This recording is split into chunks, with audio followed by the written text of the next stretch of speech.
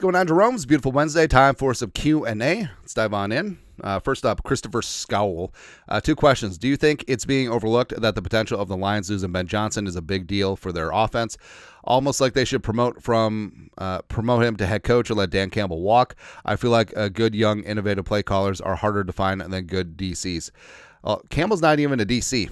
Or are you saying a good Dan Campbell? I don't know. But Campbell does come from an offensive background, even though he's never been a offensive play caller. He went from like tight ends coach to interim head coach of the Dolphins, and then bounce around. But Ben Johnson, respect. He's one of the best young offensive play callers in the game. I think that he easily would have had a head coaching job last cycle, but he's earned the right to be choosy about where he goes. And it's going to be like Flores if and when he gets offers this offseason. Like, he doesn't have to take a job just to take a job. Yes, there's only 32, but as you've seen, the Jets, the Panthers, the Browns, like some jobs are just not great. Although I feel like Ben Johnson could go to the Browns. It could make some sense. But yeah, it's going to be a big loss for the Lions because I do think that Johnson is uniquely suited for what they have going on in Detroit, and it's going to be really hard to replace. Defensively, Aaron Glenn has done a great job as well. He could potentially get a head coaching job too, but Johnson is the big one. And now we will be able to see, like, how does Dan Campbell do when he doesn't have an offensive wunderkind pulling the levers, right? Probably just go for it. Two, do you think they try to use Patrick Jones as a trade chip or keep him for depth since they are 5-1? My preference would be to trade him for a pick before he walks and free up snaps for Turner, but feel like it's less likely now that how we're doing. PJ, to a value of 5 sacks, could not be higher. So what's interesting is that Jones is a player that we talked about as a trade chip during the offseason, and all the reasons still hold true because Jones is headed into a contract year, probably going to leave in free agency. The Vikings do have a ton of cap space, but I mean, there's going to be a lot of mouths to feed. And you have Van Ginkel, you have Grenard, you have Jones, you have Hottie Ward, who's been all over the place. You have Diamond Dallas Turner as well, and it will be great to have Turner getting more snaps. And Jones has been fantastic, both as a run defender as well as getting those 5 sacks.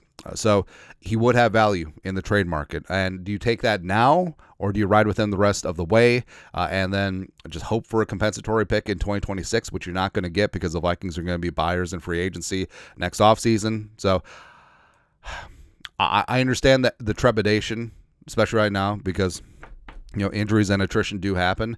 But, I mean, if you're blown away by an offer, or if you're able to significantly upgrade another position of need, corner, defensive tackle, offensive line, and Jones is part of it, Kwesi has to think about it. Next, lovely ad. Cheers, Andy. Do you think Darnold's issues are able to be fixed or no? Darnold's still playing like a top 10 quarterback. And Darnold, despite the 3rd and 4 and despite the interception, bad read to Bryant Branch, had Jones wide open on the other side. He even looked at him too. Like, if you watch the All-22, Darnold looked at Jones, but then he decided to come back to Addison. But Darnold's going to be fine, right? And I know people like to point out, well, only 3 touchdowns in the last 30 offensive drives. I mean, it happens. Like, there are lulls and peaks and valleys throughout a season. Look at Mahomes. People critiquing Mahomes.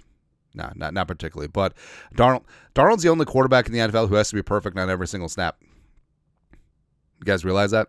It's kind of funny. But especially with Hockenson back, I think that Darnold probably has been pressing a little bit over the last 3 games. But having Hockenson where you have a consistent underneath option that's really going to stress the middle of the field, it's going to make everyone better. So can't wait to have 8-7 back on the field. Shika Turu.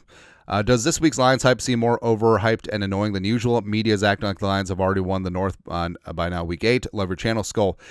It is true, even though the Vikings still control their own destiny in the NFC North. Even if both teams win out, the Vikings would still have the NFC North division via tiebreakers. But, yeah, well, what happens is that the media has already crowned the Lions over the last 2 years, and anything that backs up their biases, they run with, right? So the Lions are overhyped media juggernaut right now, but it's okay. Hey, if the Vikings pick up a first down or Jake Bates' kick just greens just a little bit, no, it's a completely different story or narrative. Actually, no, they would still be hyping up the 4-2 Lions, but It's neither here nor there. It's all right. Settle things on the field. You can't win the Super Bowl in October, so we'll go from there. Travis Sheefen. Do you think Flores will crumble halfway through the season like he did last year after the Bengals game, or do you think he will get better and better every week? Love the channel. I've been watching for 4 years now. I watch an episode every day before and after work. Hey, thanks for coming along, man. Longtime OG Jerome. So, I mean, last year, it really just was attrition catching up to the Vikings. Especially, it's weird because even though Murph has been sort of ass thank you this year, Murphy's injury last year really was the straw that broke the camel's back because, I mean, that Vikings defense last year, it was really solid, but it was being held together by duct tape and baling wire, and everyone knew it, right? But this year, with the personnel, like, you feel good to go, right? And I'm not sweating the Lions game, just really not. I mean, the Lions are just one of the best offenses in the game, and they hit a groove in that second quarter, start of the third quarter, 4 straight 69-plus yard drives, which is not nice, but the defense buckled down. And the defense got some great stops towards the end of the game, except for the last drive. But the defense will be back. Like, they're still the number one pressure team in the league.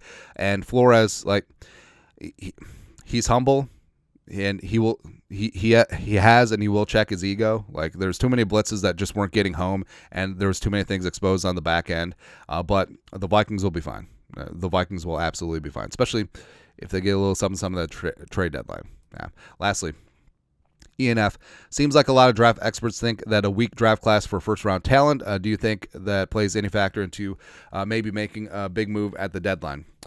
Well, quarterbacks are always going to be in demand. So I do think that Shedeur Sanders, I do think that Cam Ward, I do think that Carson Beck, maybe even Quinn Ewers, even though he got benched, are going to make it into the first round. There's probably going to be at least 3, 4, 5 first-round quarterbacks because the quarterback tax always pushes players up. And so every single draft is different, and this is a really good offensive tackle D-line class. The cornerback class is looking good until a couple injuries came in, but it's always, what do you need?